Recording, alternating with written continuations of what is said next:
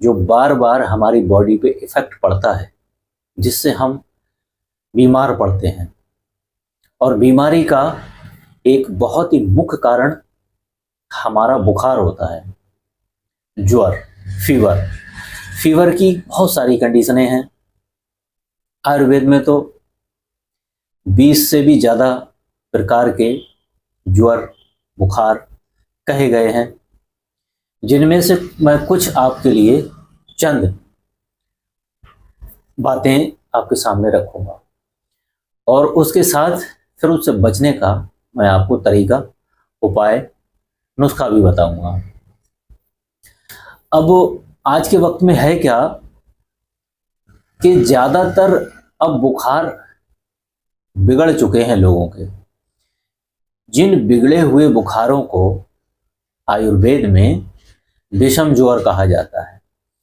विषम ज्वर में ये एक कंडीशन, जैसे कि रात में बुखार आया या सही शाम बुखार आया और 2 घंटे तक रहा और उसके बाद शांत हो गया। फिर उधर रात के 12 बजे से 2 बजे तक बुखार चढ़ा और रात के 2 बजे के बाद से सुबह दिन निकले तक बुखार शांत रहा।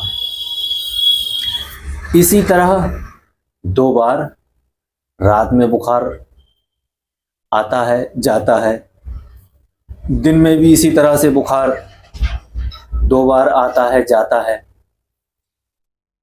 ये होता क्यों है? जब हमारे शरीर की जो ब्लड में, रगों में जो वायु दौड़ती है ना, जब उसमें कमजोरी आती है, और कमजोरी आने के साथ जब इसमें कफ सम्मिलित होता है, इसके साथ जब कफ मिलता है, हमारी बॉडी में जो कफ पदार्थ होता है ना, लसीकापन, वो जब मिलता है तब बुखार शांत हो जाता है, हमें सुस्ती घेर लेती है। और जब सुस्ती घेरती है तो इसके कुछ लक्षण अलग तरीके से क्या क्या नजर आते हैं। सीने में दर्द उठना, पीठ का जो बांसा, रीढ़ की हड्डी जो कही जाती है, उसमें दर्द होता है, कमर में दर्द होगा, या आपके लेग्स, जो रान, हमारे पैरों का जो रान का घुटनों से ऊपर का जो हिस्सा रहता है, उनमें दर्द होगा, या कई बार हमारे पैर की जो पिंडली, घुटने से नीचे का जो हिस्सा होता है, उनमें दर्द होगा, ऐंठन होगा। कई बार हमारे जोड़ों में दर्द होगा, जैसे घुटने हुए, या हमारे शोल्डर के ये मुड्ढे हुए, कई बार इनमें दर्द होगा। जब वायु छट जाएगी, कफ छोड़ देगी, तब ये पित्त को पकड़ लेगी।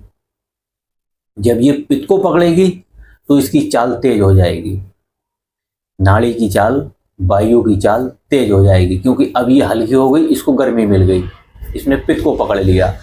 अब जब ये तेजी से दौड़ेगी तब हमको बुखार का टेम्परेचर बढ़ेगा। जब बुखार का टेम्परेचर बढ़ेगा तब हमारी आंखें लाल होंगी, सिर में दर्द रहेगा, या फिर उस स्थिति में हमें कई बार ऐसी सुई चुभोने जैसी पीड़ा, तकलीफ, दर्द होने लगता है। किसी भी बॉडी के अंग में हो सकता है वो आपके, जिससे हम बहुत बेचैन हो जाते हैं। तो ये 2 कफ से और पित्त से सम्मिलित बुखार की जो कंडीशन होती है, वो मैंने आपके सामने रखी, जब जब ये चीजें होती हैं। लेकिन हमें कोई भी रोग होता है, XYZ, कोई भी रोग अगर हमको होता है, तो उससे पहले हमको बुखार जरूर होता है। अब वही बात कि बुखार के बहुत सारी किस्में हैं, क्या मालूम कौन से किस्म का बुखार है। लक्षण तो उसके नजर कुछ और आ रहे हैं, लेकिन यहां बात हम बुखार की कर रहे हैं।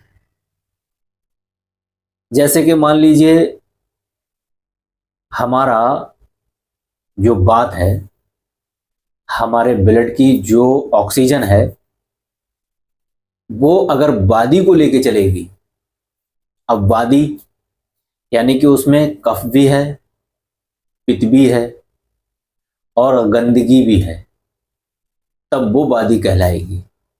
वो जब हमारे वायु के साथ मिलके चलेगी तो ये कई बार सबसे पहले तो अटैक करती है हार्ट पर। जब हमारे हार्ट पर अटैक करती है तो सब जानते हैं कि साहब इनको हार्ट अटैक पड़ गया या हार्ट की इनको प्रॉब्लम चल रही है, इनके दिल में कोई प्रॉब्लम है, तब तो होता ही है। और इसके साथ कई बार हमेशा हमारी बॉडी में कहीं ना कहीं कोई ना कोई दर्द बना रहता है, वो जाता नहीं है। ये सब वायु के दोष होने की वजह से होता है ये सब, क्योंकि हमारी वायु शुद्ध नहीं है। आज के वक्त में किसी भी इंसान की वायु शुद्ध नहीं है।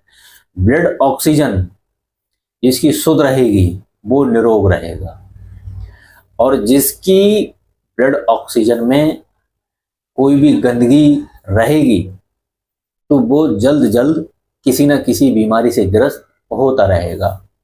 अब इसी में मसलन धात का रोग, वीर्य का रोग, शुक्राणुओं का रोग, महिलाओं में वाइट डिस्चार्ज की प्रॉब्लम, कई तरीके का गुलाबी पानी आना, गंदा पानी आना, ये सारी चीज़ें हमारी ब्लड ऑक्सीजन बिगड़ जाने की वजह से, जब वो दूसरे चीज़ों को साथ में लेती, जैसे कफ को ले ले, पित्त को ले ले, इनको किसी को भी अगर साथ में लेगी तो उससे सम्मिलित अलग अलग सिम्टम दिखाने वाले रोग हमको पैदा हो जाते हैं। तो बुखार, फीवर ये एक बहुत मुख्य रोग है और बड़ा ही जबरदस्त और बहुत ही, ये समझ लें कि यमराज की तरह अटैक करने वाला ये रोग है। इस रोग को सिर्फ इंसान ही बर्दाश्त कर पाता है, हर किसी के बस की बात नहीं है। जैसे कि मसलन जानवरों में, परिंदों में ये इसको बर्दाश्त नहीं कर पाते हैं, ये इंसान ही इसको झेल पाते हैं, बर्दाश्त कर पाते हैं ज्वर को।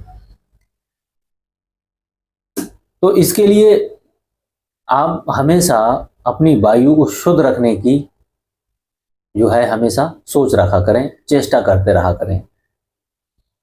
वायु शुद्ध रहने से हम निरोग भी रहते हैं और हम तंदुरुस्त भी रहते हैं और हमारा मैदा भी अच्छा काम करता है, हमें भूख भी खुल के लगती है, हाथ पैर जिस्म पूरा हमारा हल्का रहता है, उसकी एक्टिविटी अच्छी रहती है। तो इसलिए इन सब समस्याओं से बचने के लिए मैं आपके लिए एक तरीका बता देता हूँ, एक नुस्खा बता देता हूँ, वो आप करिए और आप इन चीज़ों से इंशाल्लाह निजात पाएँ और छुटकारा हासिल करें। देखें वो नुस्खा बहुत ही गजब का है, बहुत कमाल का नुस्खा है ये।